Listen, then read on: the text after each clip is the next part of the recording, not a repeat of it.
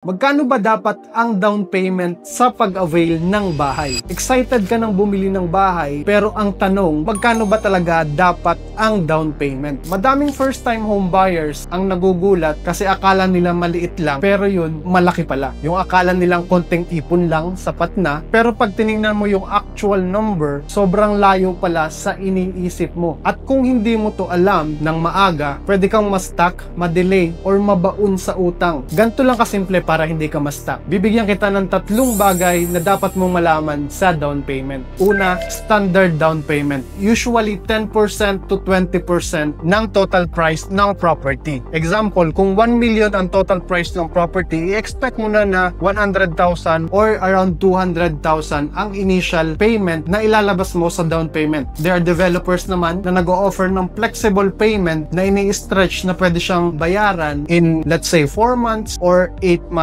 or 12 months, depende sa developer. Ikalawa is yung hidden extras. Hindi lang down payment ang binabayaran. I-expect mo rin yung reservation fee, transfer and processing fee, pag-ibig or bank loan charges. Kaya dapat may buffer ka, hindi lang yung eksaktong pangbayad. Pero i-clear out mo rin or i-check mo din sa developer or sa agent yung totoong price list dahil merong mga developer na nag-o-offer na kasama na sa down payment yung processing fees and miscellaneous fee. Depende po ito sa developer. Ano po? At pangatlo, financing option matters. Minsan may in-house financing na mas flexible pero mas mahal. Minsan naman may bank financing, mas strict pero mas mura. At ang usually naman na alam natin, we also have pag-ibig financing na everyone can avail. Ano po? Depende yan sa income mo at sa capacity mo. Kaya dapat klaro ka sa numbers mo bago ka mag-decide. Hindi lang dapat may pang down payment ka, dapat kaya mo ring buuin o i-provide lahat ng kailangan para sa pag-avail. Kaya housemates, i-share mo ito sa kaibigan mo nag-iipon or nagpaplano ng mag-avail ng bahay para makatulong sa kanila, or kung ikaw na ito, i-message mo lang ako para matulungan kita. Again, this is Francis Oval. I'm your licensed real estate broker here in the Philippines. Welcome home!